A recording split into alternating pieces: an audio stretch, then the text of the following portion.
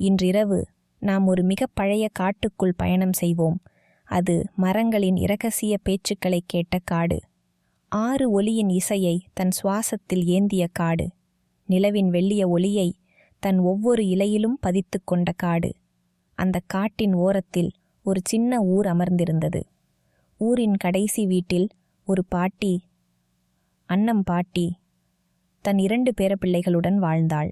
இன்றிரவு அவர்களுக்கும் நமக்கும் ஒரு ஆழமான இனிமையான தூக்கம் வர வேண்டும் என்று எண்ணுகிறேன். அதற்காக அன்னம் பாட்டி சொல்லிய ஒரு கதையை நான் உங்களுக்கு சொல்கிறேன். நீங்கள் வசதியாக படுத்துக்கொள்ளுங்கள். உங்கள் மூச்சு ஆழமாகவும் சீராகவும் வரட்டும். கண்கள் மெல்ல மூடிக்கொள்ளட்டும். இப்போது கதையை தொடங்குவோம். மிக மிக பழைய காலம். ஒரு சின்ன ஊர். பெயர் அமுதவல்லி. அந்த ஊரின் தென்பகுதியில் ஜபக்காடு என்ற ஒரு பழம்பெரும் காடு படர்ந்து கிடந்தது. பெயர் போலவே அந்த காட்டில் எத்தனையோ யுகங்களாக ரிஷிகள், முனிவர்கள் தங்கள் தவத்தில் ஈடுபட்டிருந்தார்கள். காற்று வீசும் போதெல்லாம் ஓம் நம சிவாய் என்ற ஜபமாலைகளின் மெல்லொலி இலை சலசலப்புகளில் கலந்து வந்தது. ஆனால் அந்த முனிவர்களை யாரும் எளிதில் காண முடியாது. அவர்களின் நினைவின் நிழல்களாக, அந்த இடத்தின் ஆன்மாவாக அவர்கள் இருந்தார்கள். அந்த அமுதவல்லி ஊரிலேயே ஒரு இளம் பெண் வாழ்ந்தாள். பெயர் வசந்தி. அவள் வயது 17. அவள் தாயும் தந்தையும் இறந்தபின் தன் மாமா வீட்டில் வளர்ந்தாள். வசந்தியின் வாழ்க்கை எளிமையானது. குளிர்காலையில் ஆற்றங்கரைக்குச் சென்று வெள்ளையான மணலை தடவி பூக்களை தொகுத்து வருவாள். மதியம் வீட்டு வேலைகள். மாலை ஊரின் சின்ன கோயிலில் சென்று திருவிளக்கேற்றி வணங்குவாள். ஆனால் அவளுள்ளே ஒரு பெரிய வெறுமை இருந்தது. ஒரு ஆழமான ஏக்கம். அது என்னவென்று அவளே சரியாக விவரிக்க முடியாது. அது வெறும் சோகமும் இல்லை, இன்பமும் இல்லை. வெறும் ஒரு பெரிய அமைதியான குறை. வசந்திக்கு ஒரு விசேஷமான பழக்கம் இருந்தது. ஒவ்வொரு பௌர்ணமி இரவிலும் அவள் தனியாக ஜபக்காட்டிற்குள் செல்வாள். ஊரார் எச்சரித்தார்கள். காட்டில் அபூத உருவங்கள் இருக்கும் என்றனர். இரவில் காட்டில் போகக்கூடாது என்றனர். ஆனால் வசந்திக்கு அந்த காடு பயமூட்டுவதாக இருந்ததே இல்லை. மாறாக அங்கே செல்லும் போதெல்லாம் அவள் உள்ளே இருந்த பெரிய வெறுமை சிறிது சிறிதாக நிரம்புவது போல் ஒரு உணர்வு. அங்குள்ள மரங்கள் அவளுக்கு நண்பர்களாக இருந்தன. காற்று அவளை தழுவி வரும். ஒரு பிரகாசமான பௌர்ணமி இரவு வானம் வெள்ளி தூவியது போல் பளபளப்பாக இருந்தது. நிலா முழுவதும் வட்டமாக பளிங்கு போல் தெரிந்தது. வசந்தி வழக்கம்போல் ஒரு சின்ன துணியில் சிறிது பழம், ஒரு சிறு பூஜை தீபம், சில பூக்கள் ஆகியவற்றை கட்டி காட்டுக்குள் நடக்கத் தொடங்கினாள். அவளுடைய பாதங்கள் வழக்கமான பாதையை அறிந்திருந்தன. மரங்களின் இடையே ஒரு சின்ன வழி. அந்த வழியின் முடிவில் ஒரு சின்ன திறந்த வெளி. அங்கே ஒரு பழைய உடைந்த ஆலமரம் இருந்தது. அந்த ஆலமரத்தின் அடியில் ஒரு சின்ன கற்பாறை. அதன் மேல் இயற்கையாகவே உருவான ஒரு சிவலிங்கம் இருந்தது. அது உயரமாக இல்லை, ஒரு அடி உயரம் இருக்கும். அதன் மேற்பரப்பு மிருதுவாக நிலவொளியில் மின்னும். யாரோ வைத்து பூஜித்தது போல் அங்கு சின்ன மலர்கள் சிதறி கிடந்தன. ஆனால் அது யாருக்கும் தெரியாத ஒரு இடம். வசந்தி மட்டுமே அதை அறிந்திருந்தாள். அன்றிரவு வசந்தி அந்த இயற்கை சிவலிங்கத்தின் முன் அமர்ந்தாள். தீபத்தை ஏற்றினாள், பழங்களை வைத்தாள், பூக்களை அணிவித்தாள். பூஜை செய்யும் மந்திரங்கள் அவளுக்கு தெரியாது. ஆனால் அவள் தன் இதயத்தை திறந்து கொண்டாள்.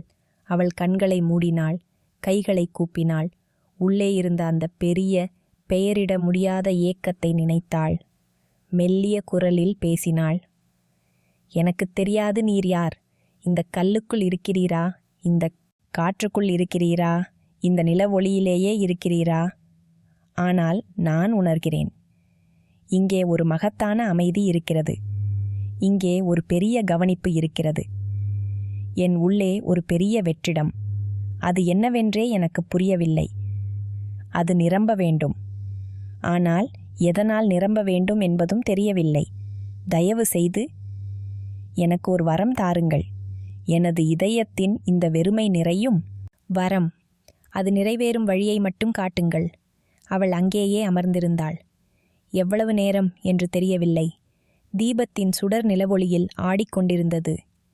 திடீரென்று ஒரு மென்மையான காற்று வீசியது. ஆனால் அது வழக்கமான காற்று இல்லை. அது ஒரு வெப்பமான, இதமான சூழ் போலிருந்தது. அந்த காற்று சிவலிங்கத்தை சுற்றி வீசியது. பாறையின் மீது உள்ள மலர்கள் அசைந்தன. அடுத்த கணம் வசந்திக்கு ஒரு உணர்வு, யாரோ பின்புறத்தில் நிற்பது போன்ற உணர்வு. அவள் பயந்து போனாள். கண்களை திறக்க முடியவில்லை. ஆனால் பயம் நீடிக்கவில்லை. அதற்கு பதிலாக ஒரு பரிபூரணமான அமைதி, ஒரு மகத்தான ஆறுதல் அவளை மூழ்கடித்தது. பின்னர் ஒரு குரல். ஆண் குரல் அல்ல, பெண் குரல் அல்ல, இசை போன்ற ஒலி அல்ல, வார்த்தைகள் போன்ற ஒலி அல்ல. அது நேரடியாக அவளது நினைவுகளில், உணர்வுகளில் ஒலித்தது. அந்த ஒலி சொன்னது, வசந்தி, உன் வெறுமைதான் உன் முதல் நிறைவு. நீ அதை அறிய மாட்டாய். உன் ஏக்கத்திற்கு ஒரு பெயர் இல்லை. ஏனெனில் அது ஒரு வரம்புகளை தாண்டிய ஆசை. நீ வாழ்வில் என்ன வேண்டுகிறாய்? வசந்தியின் இதயம் விரைவாக அடித்துக் கொண்டது. அவள் எதிர்பார்க்கவே இல்லை. அவள் ஒரு பதிலை எதிர்பார்க்கவில்லை. அவள் கண்களை திறந்தாள். சிவலிங்கத்தின் முன் நிலவொளி வியர்த்து நின்றது. ஆனால் அந்த ஒளி இப்போது ஒரு வடிவம் எடுக்கத் தொடங்கியது. ஒரு மென்மையான வெள்ளிய ஒளியின் ஆவி. அது உருவம் அல்ல, ஆனால் ஒரு மனித உருவத்தின் அடையாளம். ஒரு உயரமான, அமைதியான நிழல். அதன் நடுவே சிவலிங்கம் பிரகாசமாக ஒளிர்ந்தது. அவளால் பேச முடியவில்லை. ஆனால் அவளது நினைவுகள் பதிலைச் சொல்ல ஆரம்பித்தன. அவள் நினைத்தாள், நான் அன்பை விரும்புகிறேன். ஆனால் சாதாரண அன்பு அல்ல. இந்த பிரபஞ்சம் முழுவதும் உள்ள அன்பின் சாரத்தை நான் உணர விரும்புகிறேன். நான் அர்த்தம் விரும்புகிறேன். என் சின்ன வாழ்க்கைக்கு ஒரு பெரிய அர்த்தம் வேண்டும். ஆனால் அது என்னவென்று தெரியவில்லை. அந்த ஒளி நிழல் மெதுவாக அசைந்தது. அந்த ஒளி மீண்டும் ஒலித்தது. நீ கேட்ட வரம், உன் வெறுமையை நிரப்பும் வரம். அதற்கு ஒரு வழி உண்டு. ஆனால் அது எளிதான பாதை அல்ல. உன் அன்றாட வாழ்வின் ஒவ்வொரு செயலும் ஒரு பூஜையாக மாற வேண்டும். நீ எடுக்கும் ஒவ்வொரு மூச்சும் ஒரு மந்திரமாக மாற வேண்டும். நீ சந்திக்கும் ஒவ்வொரு மனிதரும் ஒரு தெய்வமாக மாற வேண்டும். அதை செய்வாயா? வசந்தி தன் குரலை கண்டுபிடித்தாள். ஒரு மெல்லிய கூச்சலில் ஆம் என்றாள். அப்படியானால் இந்த வரத்தை ஏற்றுக்கொள் என்றது குரல். உன் வாழ்நாளின் முடிவில் நீ கேட்ட அந்த மகத்தான அன்பையும் நிறைவையும் அர்த்தத்தையும் நேரில் காண்பாய். ஆனால் வழி உன் சாதாரண தினசரி வாழ்க்கையிலேயே இருக்கும். உன் வெறுமை, உன் கனவுகளுக்கான இடம். அதை நிரப்ப வேண்டாம், அதை வணங்கு. அந்த ஒளி மெல்ல மெல்ல மங்கியது. வடிவம் கலைந்தது. சிவலிங்கத்தைச் சுற்றிய வெப்பமான காற்று அடங்கியது. நிலவொளி மீண்டும் வழக்கமான நிலைக்கு திரும்பியது. வசந்தி அங்கேயே அமர்ந்திருந்தாள், கைகள் கூப்பியவாறு.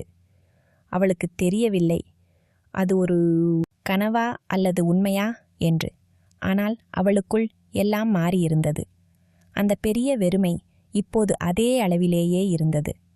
ஆனால் அது இனி ஒரு பாரத்தை தாங்கவில்லை. அது ஒரு வாய்ப்பை தாங்கியது. ஒரு வெற்றிடமாக இல்லை, ஒரு கருவூலமாக மாறியது. அவள் வீடு திரும்பினாள், வழக்கம்போல். ஆனால் அன்று முதல் வசந்தியின் வாழ்க்கை மாறத் தொடங்கியது. அவள் அதிகமாக பேசவில்லை. ஆனால் அவளுடைய செயல்கள் மாறின. அவள் காலையில் எழுந்ததும் முதல் மூச்சை எடுத்தபோது அதை ஒரு நன்றி செலுத்துதலாக செய்தாள். இந்த மூச்சுக்கு நன்றி என்று நினைத்தாள். காலை சிற்றுண்டியை தயாரிக்கும்போது இந்த உணவு பூமியின் வரம், மழையின் வரம், விவசாயியின் வரம் என்று நினைத்தாள். ஒவ்வொரு செயலும் ஒரு சிறிய பூஜையாக மாறியது. அவள் மாமாவும் மாமியும் அதை கவனித்தார்கள். வசந்தியின் முகத்தில் ஒரு புதிய அமைதி பரவியிருந்தது. கண்களில் முன்பு இருந்த குழப்பம் மறைந்து ஒரு ஆழமான வெளிச்சம் தோன்றியது. ஊரில் எவருக்கும் உதவி தேவைப்பட்டாலும் வசந்தி அங்கே இருந்தாள். ஆனால் அவள் உதவியை வழங்குவது மட்டுமல்ல, அந்த நபரை முழுமையாக கவனிப்பது போல் இருந்தது. ஒரு நோய்வாய்ப்பட்ட மூதாட்டியை கவனிக்கும்போது அவள் வெறும் மருந்தை கொடுப்பது மட்டுமில்லை, அவளுடைய கைகளை பிடித்து கதைகளை கேட்பாள். அந்த வயதான கண்களில் ஒரு தெய்வீக ஒளியைக் கண்டு பாராட்டுவாள். காலங்கள் ஓடின. வசந்தி இளைஞனை மணந்தாள். ஒரு நல்லவர். அவளுடைய வாழ்க்கை குடும்பத்தோடு சென்றது. குழந்தைகள் பிறந்தனர். அவள் ஒரு தாயாக, ஒரு மனைவியாக தன் கடமைகளைச் செய்தாள். ஆனால் அவளுக்குள் அந்த வெறுமை தொடர்ந்தது. ஆனால் இப்போது அது ஒரு பழைய நண்பன் போல் இருந்தது. ஒவ்வொரு நாளும் அவள் அந்த வெறுமையை நிரப்ப முயலவில்லை. மாறாக அதற்குள் ஒரு பூஜை மண்டபத்தை கட்டினாள். அங்கே அவளுடைய அமைதியான நினைவுகள், நன்றியுள்ள உணர்வுகள், மௌனமான பிரார்த்தனைகள் வாழ்ந்தன. பல வருடங்கள் கடந்தன. வசந்தி இப்போது ஒரு முதியவள். அவளுடைய குழந்தைகள் பெரியவர்களாகி தங்கள் வாழ்க்கையில் சென்றனர். அவளுடைய கணவர் இறந்துவிட்டார். வசந்தி மீண்டும் தனிமையில் இருந்தாள். ஆனால் இந்த தனிமை வேறுவிதமானது. அது வெறுமையாக இல்லை, நிறைவாக இருந்தது. ஒரு நாள் மீண்டும் ஒரு பௌர்ணமி இரவு. வசந்திக்கு வயது 90. அவள் தன் பேரப்பிள்ளைகளை அழைத்தாள். அவர்கள் சிறுவர்கள். அவளுடைய கட்டிலில் அமர்ந்தார்கள். வெளியே நிலவு பிரகாசமாக இருந்தது. அவள் சிரித்தாள். இன்றிரவு நான் ஒரு கதை சொல்கிறேன் என்றாள். அது என் கதை. அவள் தன் இளம் வயது கதையை சொன்னாள். ஜபக்காடு, சிவலிங்கம், ஒளி, குரல், வரம் எல்லாவற்றையும் சொன்னாள். பையன்கள் வியப்புடன் கேட்டார்கள். பாட்டி, அந்த வரம் உண்மையாக நடந்ததா? உன் வெறுமை நிரம்பியதா என்று ஒருவன் கேட்டான். வசந்தி புன்னகைத்தாள். அவளுடைய கண்கள் வயதின் மங்கலான திரை இருந்தாலும் ஆழத்தில் ஒரு பிரகாசம் வீசியது. என் அன்பே, அந்த வரம் இன்னும் நிறைவேறிக் கொண்டிருக்கிறது என்றாள். என் வெறுமை இன்னும் என்னுடன் தான் இருக்கிறது. ஆனால் அது இப்போது ஒரு நதியின் போல விரிந்துள்ளது. ஒரு பெரிய அமைதியான நதி. அதில் என் வாழ்க்கையின் அனைத்து அன்பும், அனைத்து நினைவுகளும், அனைத்து இனிமையும் மிதந்து செல்கின்றன.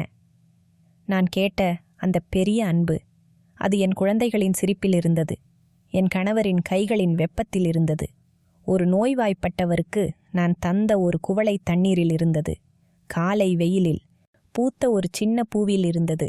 அந்த அர்த்தம், என் வாழ்க்கை ஒரு சின்ன விளக்கு போல் இருந்தது. ஆனால் அந்த விளக்கு இன்னும் எத்தனையோ விளக்குகளுக்கு ஒளி காட்டியது. அதுதான் அர்த்தம். அவள் மெல்ல மூச்சு விட்டாள். அந்த குரல் சொன்னது போல் வழி எளிதானது இல்லை. ஆனால் அது அழகானது. ஒவ்வொரு நாளும் ஒரு பூஜை, ஒவ்வொரு நபரும் ஒரு தெய்வம். நான் அதை முழுமையாக உணர்ந்தேன். இப்போது என் காலம் நெருங்குகிறது. ஆனால் பயமில்லை. ஏனெனில் அந்த ஒளி நிழல், அந்த குரல் மீண்டும் என்னை அழைக்கிறது. என் வெறுமை இறுதியாக ஒரு பரிபூரணமான நிறைவாக மாறப்போகிறது. அந்த இரவு வசந்தி அமைதியாக உறங்கினாள். அவளது பேர பிள்ளைகளும் அவளுடைய கதையின் இனிமையில் ஆழ்ந்த தூக்கத்தில் ஆழ்ந்தனர். கதை முடிந்தது. கதை சொல்பவர். எனவே நண்பர்களே, வசந்தியின் கதை முடிந்தது. ஆனால் அந்த கதையின் பொருள் நம் அனைவருக்கும் உள்ளது. நம் உள்ளேயும் ஒரு வெறுமை இருக்கலாம், ஒரு ஏக்கம். அது ஒரு குறைபாடு அல்ல, அது ஒரு வாய்ப்பு, ஒரு புனிதமான இடம். நாம் அதை நிரப்ப முயலும்போது அது மேலும் விரிவடையும். நாம் அதை ஏற்றுக்கொண்டு அதற்குள் ஒரு புனிதத்தை காணும்போது நம் வாழ்க்கையே ஒரு பூஜையாக மாறும். வசந்தியின் கதை முடிந்தாலும் ஜபக்காட்டின் கதைகள் முடிவின்றி தொடர்கின்றன. ஒவ்வொரு பௌர்ணமி இரவும் அந்த காட்டில் புதிய ரகசியங்கள் முளைக்கின்றன, புதிய அறிவுரைகள் பிறக்கின்றன. இப்போது மற்றொரு காலகட்டத்துக்குச் செல்வோம். வசந்தியின் கதை நிகழ்ந்த பல ஆண்டுகளுக்குப் பிறகு அந்த ஊர் அமுதவல்லி இன்னும் அமைதியாக இருந்தது. ஆனால் அருகே உள்ள ஒரு பெரிய நகரத்திலிருந்து ஒரு இளம் ராஜா அந்த பக்கமாக வேட்டைக்கு வந்திருந்தான். பெயர் வீரகேசரி. அவன் வலிமையில் பெயர் போனவன். ஆனால் அவன் இதயம் கல்லை போல் கடினமாக இருந்தது. அவனுக்கு ஒரு அழகிய ராணி இருந்தாள். பெயர் மலர்கொடி. அவள் மிகவும் நோய்வாய்ப்பட்டு படுக்கையில் கிடந்தாள். நாட்டின் மருத்துவர்கள் எல்லாரும் தோற்றுப்போயிருந்தார்கள். கடைசியாக ஒரு மூதாட்டி மருத்துவச்சி ராஜாவிடம் சொன்னாள், மகாராஜா, ராணியின் நோய் சாதாரண நோய் அல்ல. அது மனதின் நோய். அவள் உயிர் ஏதோ ஒரு பெரிய ஏக்கத்தில் சிக்கியுள்ளது. அதை மீட்க ஒரே ஒரு மருந்து உண்டு. ஜபக்காடு என்ற ஒரு காட்டின் ஆழத்தில் கனவு பூ என்று ஒரு பூ பூக்கும். அது வெள்ளை நிறம். அதன் இதழ்களில் நிலவொளி தவழும். அந்த பூவை பௌர்ணமி இரவில், அதுவும் நள்ளிரவு நேரத்தில் பறித்து காலையில் முதல் உதயத்துக்கு முன் ராணியின் உதடுகளில் வைத்தால் அவள் உயிர் திரும்பும். ஆனால் எச்சரிக்கை, அந்த பூவை பறிப்பவரின் கைகள் தூய்மையாக இருக்க வேண்டும். அவரது நோக்கம் தூய்மையாக இருக்க வேண்டும். இல்லையென்றால் பூ உடனே வாடிவிடும். ராஜா வீரகேசரி உடனே புறப்பட்டான். அவனுடைய சிறந்த வில்லம்புகள், வாள், சிறந்த வேட்டை நாய்கள், சில வீரர்கள் எல்லோரையும் அழைத்து கொண்டு ஜபக்காட்டை நோக்கி பயணம் செய்தான். அவனுக்கு ஆத்திரம் இருந்தது. அவன் நம்பினான் தன் வலிமையால் எதையும் சாதிக்க முடியும் என்று. அவர்கள் காட்டை அடைந்தபோது மாலை நேரம். மரங்கள் அடர்த்தியாக இருந்தன. பழைய ரிஷிகளின் ஜப ஒலி காற்றில் மிதந்தது. ராஜாவின் வீரர்களுக்கு ஒரு திகில் ஏற்பட்டது. ஆனால் ராஜா, நான் பயப்பட மாட்டேன், ஒரு காட்டுக்கு முன்னால் நான் வீழ்ந்துவிட மாட்டேன் என்று கூறி ஆழமாக உள்ளே நடந்தான். சூரியன் மறைந்தது. நிலவு உதயமாயிற்று. அது பௌர்ணமி நிலவு. காடு முழுவதும் வெள்ளியில் குளித்தது. ராஜா தன் வீரர்களை பிரித்தான். அந்த பூவை தேடுங்கள் என்றான். ஆனால் காடு தன் ரகசியங்களை எளிதில் வெளிப்படுத்தவில்லை. வேட்டை நாய்கள் ஏன் திரும்பி பார்க்கத் தொடங்கின? மரங்களின் நிழல்கள் விலங்குகளைப் போல் அசைந்தன. வீரர்கள் குழப்பமடைந்தனர். ராஜா தனியாக நடந்தான். அவன் தன் இதயத்தின் கடினத்தன்மையை உணர்ந்தான். ஆனால் அவனால் மாற முடியவில்லை. அவன் நினைத்தான், நான் என் ராணியை மீட்க வேண்டும். அதற்கு எதையும் செய்வேன். திடீரென்று அவன் முன்னால் ஒரு சிறிய ஒளி தெரிந்தது. அது ஏதோ ஒரு பூவின் ஒளியாக இருந்தது. அவன் ஓடினான். ஆனால் அது மேலும் தொலைவில் சென்றது. அவன் மீண்டும் ஓடினான். இப்படியாக அவன் காட்டின் ஆழமான பகுதிக்குள் சென்றுவிட்டான். அவனைத் தொடர்ந்து வந்த வீரர்கள் இப்போது காணவில்லை. வேட்டை நாய்களின் குரலும் கேட்கவில்லை. அவன் தனியாக இருந்தான். சுற்றிலும் மரங்களும் நிலவொளியும் மட்டுமே. களைப்பால் அவன் ஒரு பெரிய ஆலமரத்தின் அடியில் அமர்ந்தான். அங்கே அவன் கண்கள் ஒரு சின்ன பாறையை பார்த்தன. அது ஒரு சிவலிங்கம். அது வசந்தி வணங்கிய அதே இயற்கை லிங்கமா அல்லது வேறொன்றா? யாருக்குத் தெரியும்? ஆனால் அது அங்கே இருந்தது. அதன் முன் சில பழங்கள், பூக்கள் இருந்தன. யாரோ சமீபத்திலேயே பூஜை செய்து இருக்க வேண்டும். ராஜா அதை பார்த்தான். அவனுக்கு ஒரு வெறுப்பு ஏற்பட்டது. இந்த கற்களுக்கு என்ன ஆகும்? இதை வணங்குவதால் என் ராணி குணமாக மாட்டாள் என்று முணுமுணுத்தான். அந்த நேரத்தில் ஒரு மெல்லிய குரல் கேட்டது. வேடனே, நீ ஏன் இவ்வளவு கோபமாக இருக்கிறாய்? ராஜா திரும்பி பார்த்தான். ஒரு மூதாட்டி ஒரு குச்சியை ஊன்றிக்கொண்டு அங்கே நின்றாள். அவள் வயதானவள். ஆனால் கண்களில் ஒரு இளம் பெண்ணின் பிரகாசம் இருந்தது. அவள் வசந்தியின் பேர்த்தியாக இருக்கலாம், அல்லது அந்த காட்டின் ஆன்மாவின் வடிவமாக இருக்கலாம். யாருக்குத் தெரியும்? ராஜா, நான் வேடன் அல்ல, நான் ராஜா. நான் ஒரு பூவை தேடுகிறேன். கனவு பூ என்று பெயர். என் ராணியின் உயிரை மீட்க அது தேவை என்றான். மூதாட்டி புன்னகைத்தாள். அந்த பூ உன் கைகளில் வாடிவிடும் ராஜா. ஏன் என்று கர்ஜித்தான் ராஜா. ஏனென்றால் உன் கைகள் இரத்தத்தால் கரைப்பட்டவை. பல விலங்குகளின் உயிரை பறித்த கைகள். வேட்டையின் சந்தோஷத்துக்காக கூட நீ வதைத்திருக்கிறாய். உன் நோக்கம் ராணியை மீட்பது என்றாலும் அதைச் சாதிக்க நீ வலிமையை மட்டுமே நம்புகிறாய். அன்பை நம்பவில்லை, பணிவை நம்பவில்லை. ராஜா கோபம் கொண்டான். நீ யார் என்னை திட்ட? நான் இந்த காட்டின் குரல் என்றாள் மூதாட்டி. நீ தேடும் பூ இந்த சிவலிங்கத்தின் அடியில்தான் பூக்கும். ஆனால் அதை பெற நீ ஒரு வரத்தை கேட்க வேண்டும். ஆனால் நீ கேட்பது பூவை மட்டுமே. அதற்கு முன் நீ ஒரு தூய்மையான வரத்தை கேள். உன் இதயத்தை தூய்மைப்படுத்தும் வரத்தை கேள். ராஜா நிமிர்ந்து நின்றான். அவன் பெருமை படித்தான். ஆனால் அந்த நிலவொளியில் அந்த மூதாட்டியின் கண்களை பார்க்கும்போது அவனுடைய கோபம் உருகியது. அவன் தன் வாழ்நாள் முழுவதும் வலிமையால் மட்டுமே எதையும் சாதித்ததை நினைத்தான். ஆனால் இப்போது அவனுடைய வலிமை பயனற்றதாக இருந்தது. அவனுடைய ராணி தூரத்தில் உயிர் பிரியக்கூடிய நிலையில் இருந்தாள். அவனுடைய கண்களில் கண்ணீர் துளிர்த்தது. அவன் எதிர்பார்க்கவில்லை. அவன் தன் கண்களை துடைத்தான். அவன் மெல்ல நடந்து சிவலிங்கத்தின் முன் மண்டியிட்டான். அவன் கைகளை கூப்பினான். அவன் குரல் நடுங்கியது. ஐயோ, எனக்கு தெரியாது உம்மை எப்படி வணங்குவது என்று. நான் ஒரு பாவி. நான் பல உயிர்களை வதைத்தவன். ஆனால் என் ராணி மலர்கொடி மிகவும் தூயவள். அவள் என் கருமையைக் கூட ஒளியாக மாற்றியவள். தயவு செய்து அவளை மீட்க ஒரு வழி காட்டுங்கள். நான் என் வலிமையை துறக்கிறேன். நான் என் பெருமையை துறக்கிறேன். ஆனால் அவளை மட்டும் துறக்க முடியாது. அவளுக்காக நான் எதையும் செய்வேன். அவன் அப்படியே கீழே வீழ்ந்தான். அவனது கண்ணீர் சிவலிங்கத்தின் அடிப்பகுதியை நனைத்தது. அந்த மூதாட்டி அவன் பக்கத்தில் வந்து நின்றாள். இப்போது உன் கைகள் தூய்மையாகத் தொடங்கியுள்ளன என்றாள். இந்த கண்ணீர் துளிகள் அந்த இரத்தக் கரைகளை கழுவிவிட்டன. இப்போது பார். ராஜா தலையை உயர்த்தி பார்த்தான். சிவலிங்கத்தின் அடியில் ஒரு சிறிய துளி போல் ஒரு வெள்ளை ஒளி முளைத்தது. அது விரிந்தது. ஒரு பூவாக மலர்ந்தது. அதன் இதழ்கள் வெண்மையானவை. நில ஒளி அவற்றில் விழுந்து ஒரு பிரகாசமான வெளிச்சத்தை கொடுத்தது. அது கனவு பூதான்.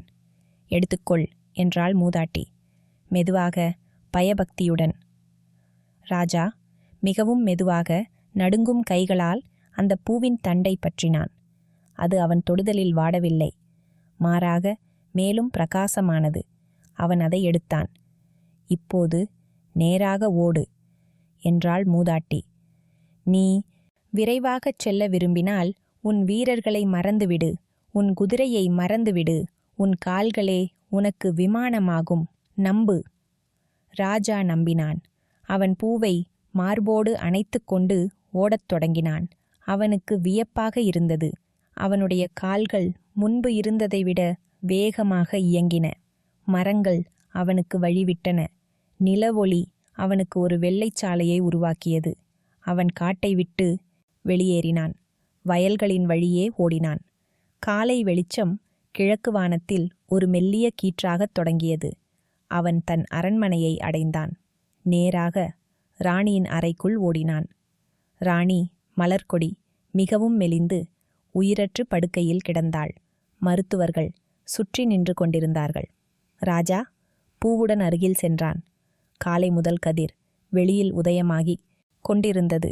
அவன் மிகவும் பயபக்தியுடன் அந்த கனவு பூவை தன் ராணியின் உதடுகளின் மீது வைத்தான். ஒரு அதிசயம் நிகழ்ந்தது.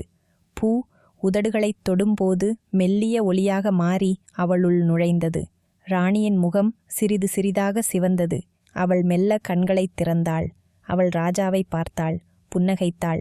ராஜா கண்ணீர் விட்டுக்கொண்டே மலர்கொடி என்றான். ராணி மெல்லிய குரலில், எனக்கு ஒரு கனவு கண்டேன். ஒரு பெரிய வெள்ளை ஒளியின் கனவு.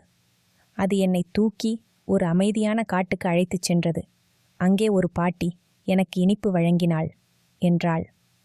ராஜா அனைத்தையும் புரிந்து கொண்டான். அவன் திரும்பி பார்த்தான்.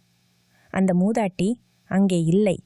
ஆனால் ஜன்னல் வழியாக வரும் காலை வெயிலில் ஒரு மெல்லிய நிழல் தெரிந்தது. பின்னர் மறைந்தது. அன்று முதல் ராஜா வீரகேசரி மாறினான். அவன் வேட்டையைத் துறந்தான். அவன் அரசை அறத்தோடு ஆளத் தொடங்கினான். அவனும் ராணியும் அமுதவல்லி ஊருக்கு அடிக்கடி வருவார்கள். ஜபக்காட்டின் ஓரத்தில் ஒரு சின்ன கோவில் கட்டினான். ஆனால் அதற்குள் சிலை எதுவும் இல்லை. ஒரு வெறும் பீடம் மட்டுமே. அதன் மேல் நில ஒளி விழும். அவன் சொல்வான், கடவுள் ஒரு உருவம் அல்ல, ஒரு பாசம், ஒரு பரிவு. அது எல்லா இடத்திலும் இருக்கிறது. அந்த கோவிலில் ஒவ்வொரு பௌர்ணமி இரவிலும் ஒரு வெள்ளை பூ மலரும். அதை யார் வேண்டுமானாலும் பறிக்கலாம். ஆனால் அதை பறிப்பவரின் இதயம் தூய்மையாக இருந்தால் மட்டுமே அது வாடாமல் இருக்கும். எனவே நண்பர்களே, இது ஜபக்காட்டின் இரண்டாவது ரகசியம். முதல் கதை வெறுமையை பற்றியது. இரண்டாவது கதை மாற்றத்தை பற்றியது. வலிமை, கோபம், பெருமை, இவை அனைத்தும் முக்கியமானவை. ஆனால் அன்புக்கு முன் அவை வழிகாட்ட தயாராக உள்ளன. நாம் வழி மாறும்போது பிரபஞ்சமே நமக்கு வழிகாட்டுகிறது. காலம் சக்கரம் போல் சுழன்றது. அமுதவல்லியும் ஜபக்காடும் அங்கு வாழ்ந்தோரும் தொடர்ந்தார்கள். கதைகள் புதிதாகவே இருந்தன, ஆனால் போதனைகள் பழமையானவையே. வசந்தியின் குடும்பம் வளர்ந்தது. அவளது பேரன் ஒருவன் தன் குடும்பத்துடன் அதே சின்ன வீட்டில் வசித்தான். அவனுக்கு ஒரு மகள் இருந்தாள். பெயர் லட்சுமி. அவள் ஒரு சுறுசுறுப்பான, புத்திசாலியான பெண். ஆனால் அவளுக்கு ஒரு சிறிய பிரச்சனை இருந்தது. அவளால் ஆழமாக தூங்க முடியவில்லை. ஒவ்வொரு இரவும் அவள் படுக்கையில் புரளுவாள். கண்களை மூட முயற்சிப்பாள். ஆனால் மனம் ஒரு கிளியைப் போல் இங்கும் அங்கும் பறந்து கொண்டிருக்கும். நாளின் நிகழ்வுகள், கவலைகள், எதிர்காலத்தின் திட்டங்கள் அனைத்தும் அவளது மனதில் சுழன்று கொண்டிருக்கும். அவளுடைய தாய், பாட்டி வசந்தியின் கதைகளைச் சொல்வாள். ஆனால் லட்சுமிக்கு அவை மிகவும் பழைய கதைகளாகத் தோன்றின. பாட்டி, இது நவீன காலம். அந்த காட்டுக்குள் போய் கல்லை வணங்கி வரம் கேட்பதில் என்ன அர்த்தம் என்று அவள் கேட்பாள். தாய் புன்னகைத்துவிட்டு, உன் பாட்டி வாழ்ந்த வாழ்க்கையை பார், எவ்வளவு அமைதியாக இருந்தாள். அவளுக்கு எப்போதும் நல்ல தூக்கம் வந்தது என்று சொல்வாள். லட்சுமிக்கு அது புரியவில்லை. ஆனால் ஒரு பௌர்ணமி இரவு அவளுக்கு ஒரு விதமான அமைதியின்மை ஏற்பட்டது. வீட்டுக்குள் காற்று வரவில்லை என்று தோன்றியது. அவள் எழுந்து பலகணியருகே சென்றாள். வெளியே ஜபக்காடு நில ஒளியில் மின்னிக் கொண்டிருந்தது. அது அவளை அழைப்பது போல் ஒரு உணர்வு. அது பயமாக இல்லை, மாறாக ஒரு ஆழமான கவர்ச்சியாக இருந்தது. சரி, போய் பார்க்கலாம் என்று தனக்குத்தானே சொல்லிக் கொண்டாள். அந்த பழைய சிவலிங்கம் இன்னும் இருக்கிறதா என்று பார்க்கலாம். ஒருவேளை அங்கே போனால் தூக்கம் வரும் என்று சொல்வார்களே. அவள் சாதாரண ஆடைகளுடன் வீட்டை விட்டு வெளியேறினாள். காலில் சந்தனம் போல் குளிர்ந்த மணல், காற்றில் இரகசிய மனம். அவள் காட்டிற்குள் நடந்தாள். அவளுடைய பாட்டி வசந்தி பயன்படுத்திய அதே பாதை. மரங்கள் அவளை அறிந்தவை போல் இலைகளை அசைத்தன. அவள் ஆழமாகச் சென்றபோது ஒரு விசேஷம் நிகழ்ந்தது. அவளுடைய மனதில் இருந்த குழப்பங்கள் ஒவ்வொன்றாக அமைதியடையத் தொடங்கின. அவளது சுவாசம் ஆழமாகி மெதுவாகியது. அவள் அந்த இடத்தை அடைந்தாள். ஆலமரம், சின்ன திறந்தவெளி, பாறை, அதன் மேல் சிவலிங்கம். அது இன்னும் அங்கே இருந்தது. நில ஒளியில் அது வெள்ளியாய் ஒளிர்ந்தது. அதை சுற்றி புதிய மலர்கள் இருந்தன. யாரோ இன்று கூட பூஜை செய்திருந்தார்கள். லட்சுமி ஒரு தூரத்தில் நின்று பார்த்தாள். அவளுக்கு வணங்கும் எண்ணம் இல்லை. ஆனால் ஒரு குரூரமான சந்தேகம் இருந்தது. இது வெறும் ஒரு கல், இதில் என்ன சக்தி இருக்க முடியும் என்று நினைத்தாள். திடீரென்று ஒரு குரல் கேட்டது. ஆண் குரல் அல்ல, பெண் குரல் அல்ல. ஆனால் அது மிகவும் இளமையானது, தெளிவானது. லட்சுமி, நீ ஏன் தூங்க முடியவில்லை என்று தெரியுமா? லட்சுமி திரும்பி பார்த்தாள். யாரும் இல்லை. ஆனால் குரல் நேரடியாக அவளது நினைவில் இருப்பது போல் இருந்தது. யார் அங்கே என்று கூச்சலிட்டாள். நான் இந்த காடு என்றது குரல். நீ ஏன் தூங்க முடியவில்லை என்று கேட்கிறாயா? ஏனென்றால் நீ உன் மனதை அனுப்ப வைக்க முடியாது. நீ எப்போதும் கட்டுப்படுத்த விரும்புகிறாய். தூக்கம் என்பது கட்டுப்பாட்டின் கைதியல்ல. தூக்கம் என்பது சரணடைதல். லட்சுமி பதிலளிக்க முடியாமல் இருந்தது. குரல் தொடர்ந்தது. உன் பாட்டி வசந்தி எப்படி தூங்கினாள் தெரியுமா?